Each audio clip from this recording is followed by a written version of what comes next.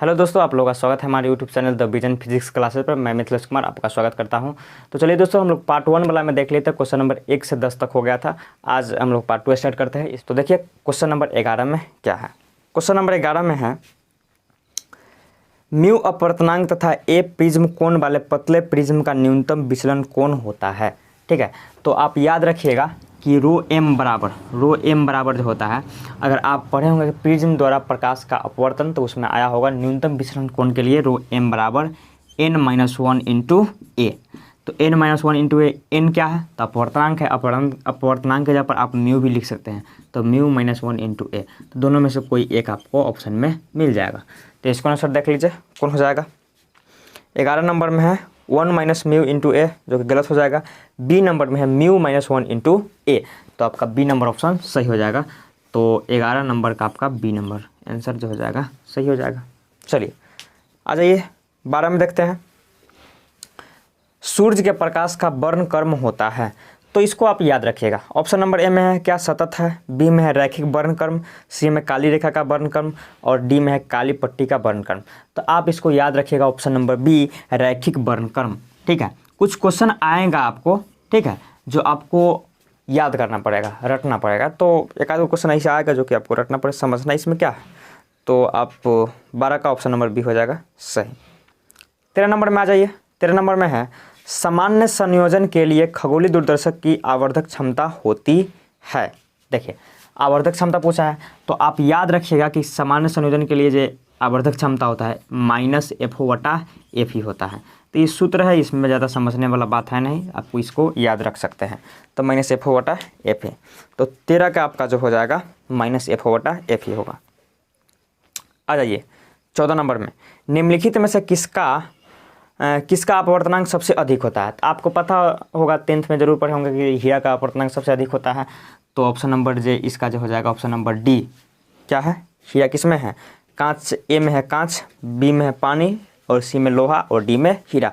तो option number D आपका हो जाएगा राइट आंसर। और एक भी याद रखिएगा कि हीरा का अपवर्तनांक कितना होता है, 2.42 होता है। तो इसको आप याद रख सकते हैं। चलिए आ जाइए क्वेश्चन नंबर 15 में, फ्रिंज की चौड़ाई के लिए निम्नलिखित में से कौन सूत्र सही है। तो फ्रिंज की चौड़ाई, अगर आप लोग व्यतिकरण पढ़े होंगे तो व्यतिकरण में आता है यंग द्विच्छेद प्रयोग में आपका जो बीटा बराबर जो आता है, बीटा बराबर λd/d। ठीक है, तो आप इसको याद रखिएगा व्यतिकरण के लिए बीटा बराबर यानी कि फ्रिंज की चौड़ाई बराबर λD/d। तो देख लीजिए किसका है। तो ऑप्शन नंबर ए में है बीटा बराबर d/d है। तो वही हुआ, गुना में आप एने कर सकते हैं। तो ऑप्शन नंबर ए ही आपका सही हो जाएगा। तो 15 का option number A is the right answer हो जाएगा। चलिए आ जाइए 16 में आ जाइए। एक प्रकाश वर्ष बराबर होता है, एक प्रकाश वर्ष बराबर पूछा है ना, तो आप याद रखिएगा 1 लाइट ईयर जो बराबर जो होता है, एक प्रकाश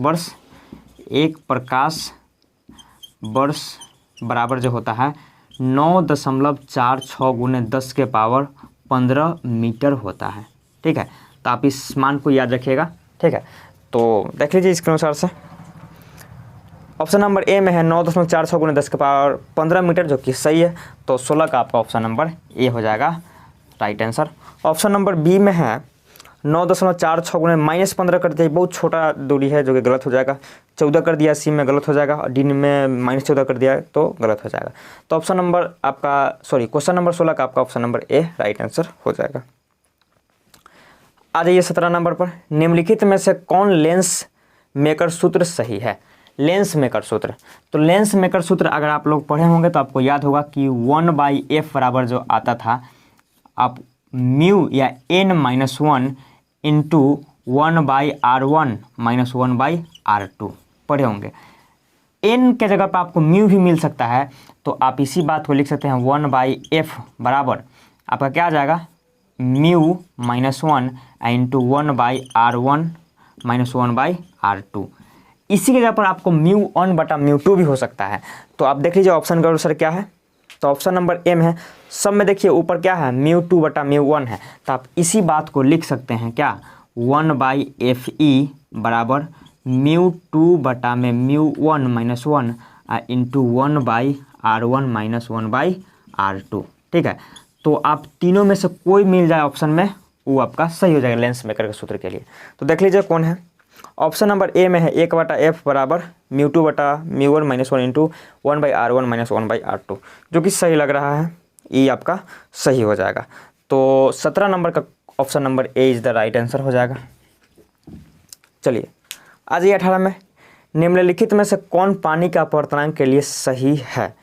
तो आप पानी का जो अपवर्तनांक होता है 1.33 होता है, तो इसको आप याद रखिएगा।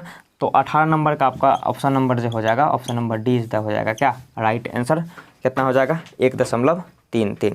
चलिए 19 नंबर में आ जाइए। 19 नंबर में सामान्य आँख के लिए स्पष्ट दृष्टि की न्यूनतम दूरी होता है। ये 10th वाला मटेरियल है। 10th में आप लोग जानते हो, पढ़ चुके हैं कि न्यूनतम दूरी जो होता है कितना होता है 25 cm होता है। तो इसमें क्या बताने का जरूरत है, तो आपको याद ही होगा। तो 19 का हो जाएगा क्या ऑप्शन नंबर डी 25 cm। चलिए आ जाइए 20 नंबर क्वेश्चन में, निम्नलिखित में से कौन कुशी का समीकरण है। इसको भी आपको रट लीजिएगा, ठीक है, उटपटांग टाइप का क्वेश्चन है, तो आप इसको रट लीजिएगा। ऑप्शन नंबर इसका जो हो जाएगा सी हो जाएगा, म्यू बराबर a + b/λ²। ठीक है, तो आप इसको कुछ ऐसा क्वेश्चन आएगा जिसको आपको रटना पड़े, याद करना पड़े, तो आप इसको याद कर लीजिएगा कुशी का समीकरण। तो ऑप्शन नंबर सी म्यू बराबर a + β/λ²। चलिए आज ये 21 नंबर क्वेश्चन में, निम्नलिखित में से कौन प्रकीर्णित प्रकाश की तीव्रता I और प्रकाश के तरंग दैर्घ्य लैम्डा के लिए सही है। तो आप पढ़े होंगे कि रैले के नियम के अनुसार, इसमें कभी कभी जोड़ देता है रैले के नियम के अनुसार। रैले के नियम के अनुसार क्या होता है कि रैले के नियम के अनुसार जो I समानुपाती होता है 1/λ⁴ होता है। ठीक है, तो तीव्रता और तरंग दैर्घ्य के बीच में ये संबंध होता है, I समानुपाती 1/λ⁴। तो देख लीजिए ऑप्शन नंबर क्या है। तो 21 नंबर का आपका ऑप्शन नंबर जो है जाएगा, ए तो गलत हो जाएगा, बी में 1/λ² कर दिया है जो कि गलत हो जाएगा, इसमें सी में I समानुपाती λ⁴ कर दे गलत हो जाएगा, डी में आ जाएगा I समानुपाती 1/λ⁴ जो कि सही हो जाएगा।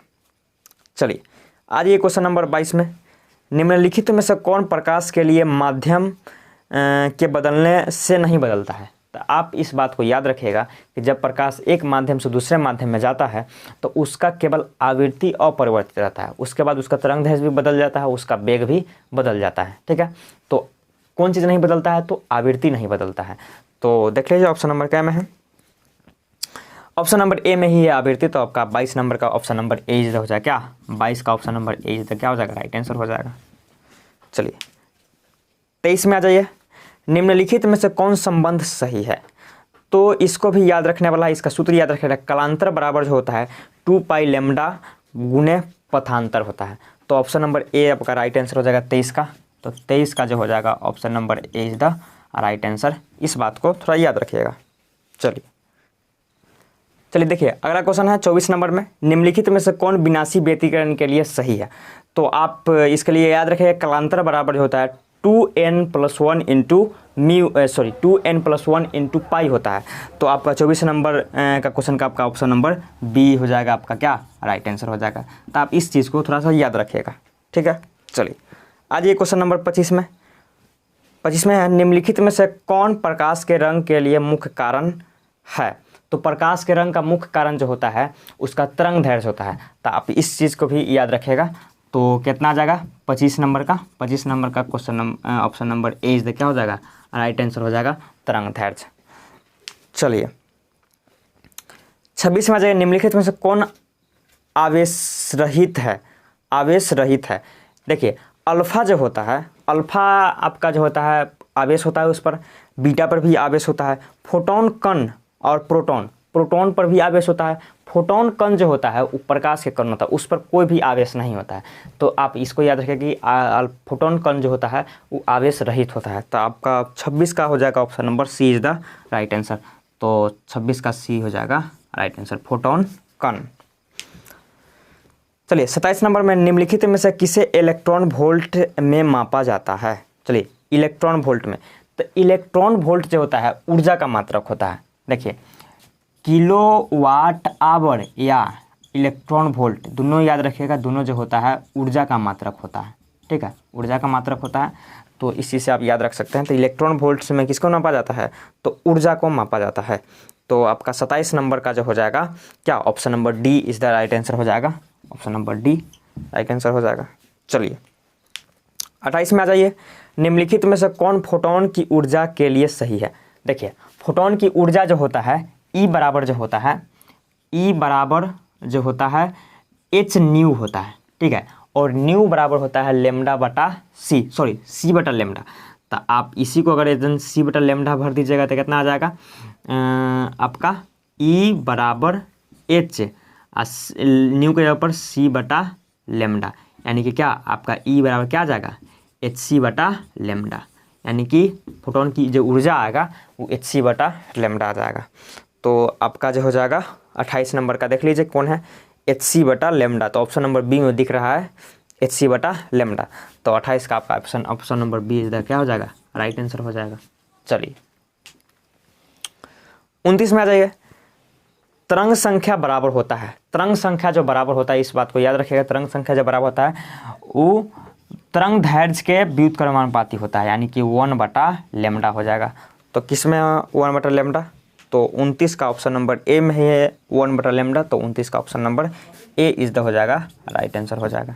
चलिए 30 में है निम्नलिखित में से कौन संबंध नाभिक की त्रिज्या के लिए सही है? तो नाभिक की त्रिज्या के लिए जो होता है आर बराबर जो होता है आर बराबर होता है आर नॉट रूट अंडर जो होता है रूट अंडर ए, ठीक है। तो रूट अंडर ए इसके गोदी में 3 यानी कि क्यूब होता है, सॉरी कह सकते हैं घनमूल होता है।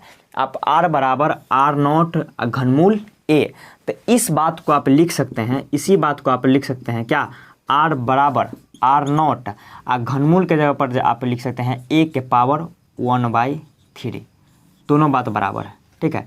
ये बात भी बराबर है और ये बात भी बराबर है। तो ऑप्शन में जोन रूप में आपको मिल जाए उस रूप में आप टिक कर सकते हैं। तो 30 का निम्नलिखित में से कौन संबंध नाभिकीय त्रिज्या के लिए सही है?